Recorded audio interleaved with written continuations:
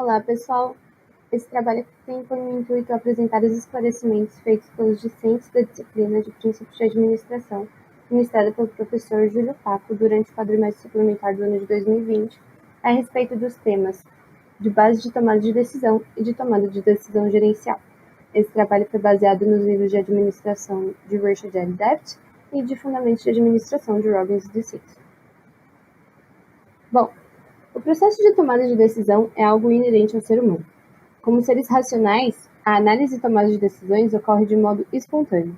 Ao tomar uma decisão, ainda que banal, como levantar ou não da cama cedo, optar por qual prato pedir em um restaurante, diferentes perspectivas de pensamento são consideradas, incluindo tanto aspectos externos como também aspectos internos.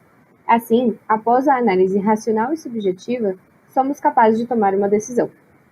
Sendo assim, esse trabalho se mostra importante pois auxilia a entender o exercício de decidir, bem como apresenta as diversas variáveis desse processo e, por conseguinte, auxilia na tomada de melhores decisões, já que decidimos tanto em nível pessoal quanto profissional. As bases de tomada de decisão estão pautadas em 4 tipos de modelos: diretivo, conceitual, analítico e comportamental. E cada modelo pode ser associado a um tipo de estilo de postura. Todos esses modelos consideram características racionais de pensamento, porém, alguns apresentam mais subjetividade de análise que outros. Em geral, o modelo racional de pensamento sempre é tomado como base, uma vez que existem algumas etapas no processo de tomada de decisão comuns a todos os modelos de profissionais, de modo a estabelecer a coerência básica de tomadas de decisão profissionais. São elas: identificar o problema, identificar os critérios de abordagem do problema, a atribuição de pesos aos critérios, a elaboração de alternativas, a análise das alternativas, escolha e implementação de alternativas e a avaliação da eficácia da tomada de decisão. Contudo, o modelo racional de pensamento nem sempre aborda questões subjetivas de análise que, em certas situações, devem ser consideradas. Sendo assim, a intuição exerce um papel importante. A intuição é um processo de julgamento subjetivo que é utilizado em situações de desespero, como quando estão associados em um único projeto, incerteza, limitação de fatos, plausibilidade de todas as alternativas e tempo limitado. É através dela que é possível traçar o perfil comportamental e profissional de um determinado indivíduo com relação às suas tomadas de decisão.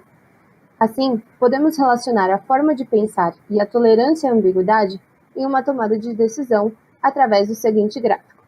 Aqui nós podemos ver que quanto mais intuitivo mais tolerante à ambiguidade, nós temos um modelo conceitual, né?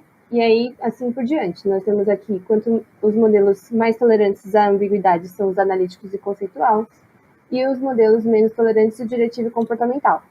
Além disso, os modelos mais intuitivos são o comportamental e o conceitual, e os mais racionais são o diretivo e o analítico. Olá!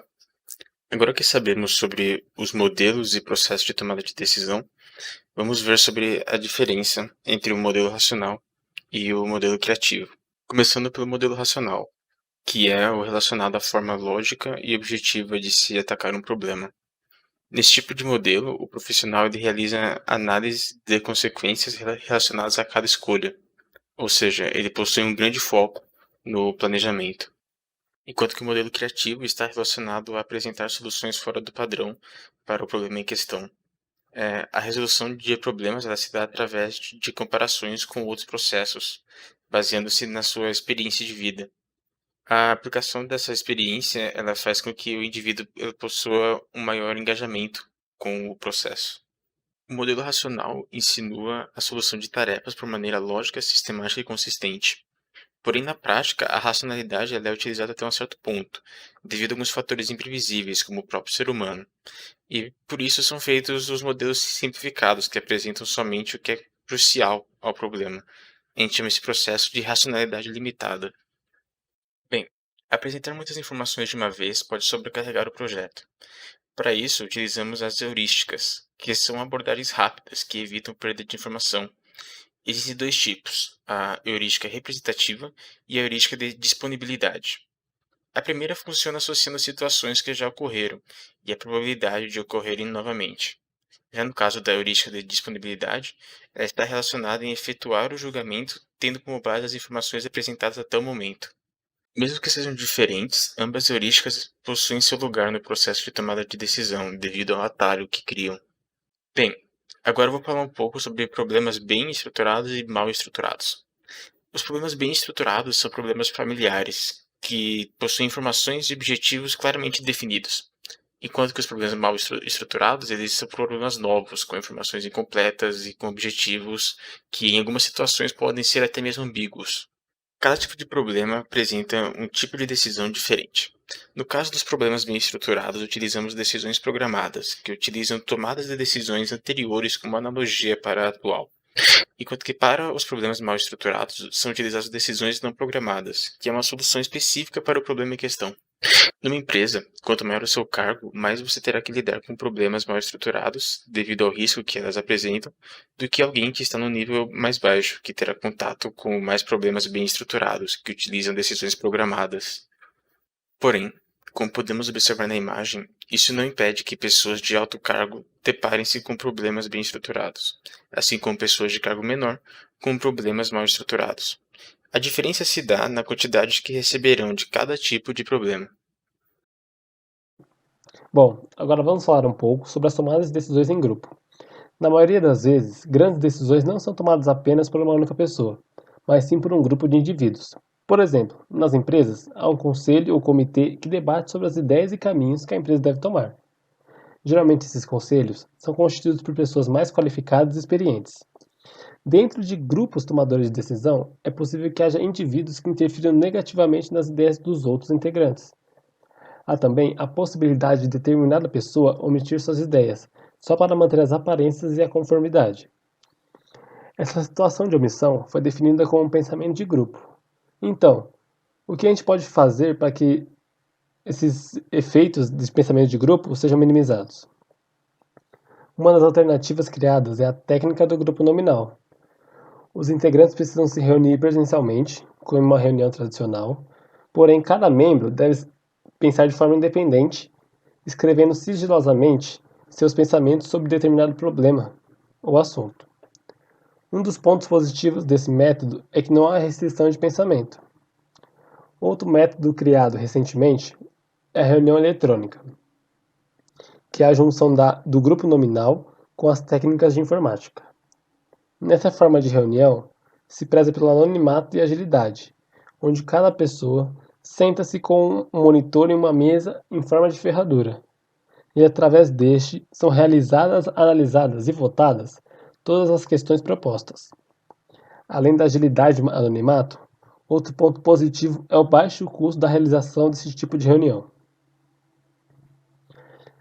Além das diversas formas de comportamentos individuais, tipos de problemas de tomadas de decisões e tipos de resoluções de problemas, a maneira como a tomada de decisão é feita varia dependendo da nacionalidade. Por exemplo, a Índia, que tem uma cultura muito hierarquizada. Apenas pessoas com altos cargos dentro da empresa podem tomar decisões, e essas geralmente são tomadas visando o baixo risco.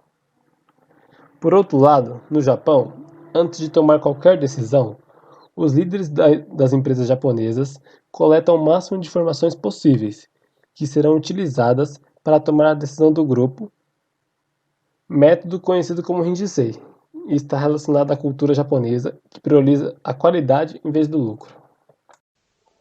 Bom, agora que já foi falado sobre os processos de tomada de decisão, eu vou falar um pouquinho mais e exemplificar.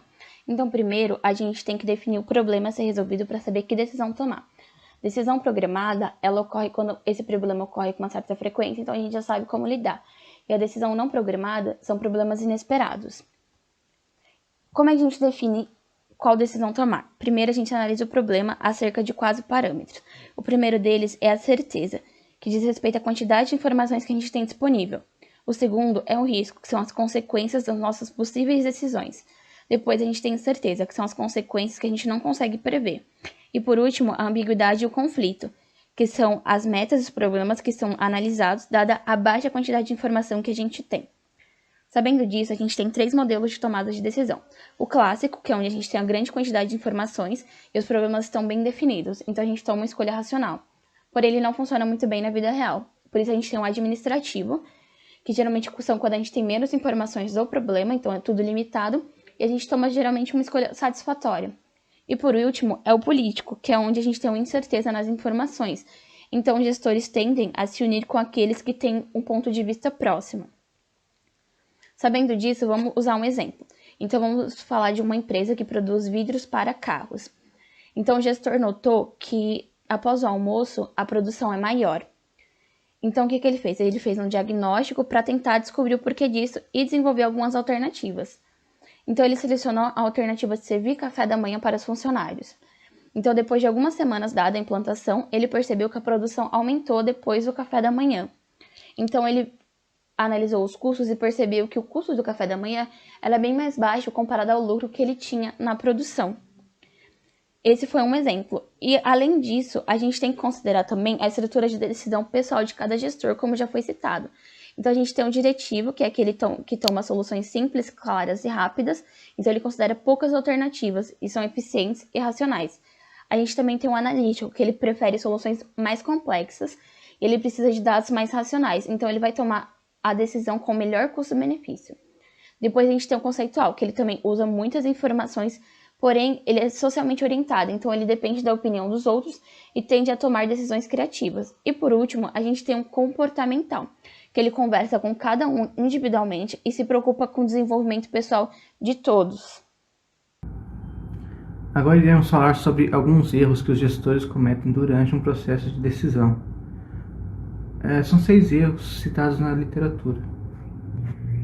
O primeiro de todos é ser influenciado por impressões iniciais, que é quando durante o processo de análise o gestor acaba por considerar opiniões iniciais. Assim, quaisquer julgamentos futuros serão baseados somente nelas, e isso pode impedir novas ideias e soluções. Temos também a justificação para decisões do passado, que é quando o gestor, através de novas decisões, tenta recuperar a falha de outra decisão. Essa perseverança sobre a decisão errada leva ao chamado efeito do custo irrecuperável. Suprimir fatos de modo a favorecer seu ponto de vista, não considerar todas as possibilidades ao tomar uma decisão, não analisar as informações e dados de modo imparcial, tudo isso diminui e exclui possibilidades que poderiam ser melhores soluções.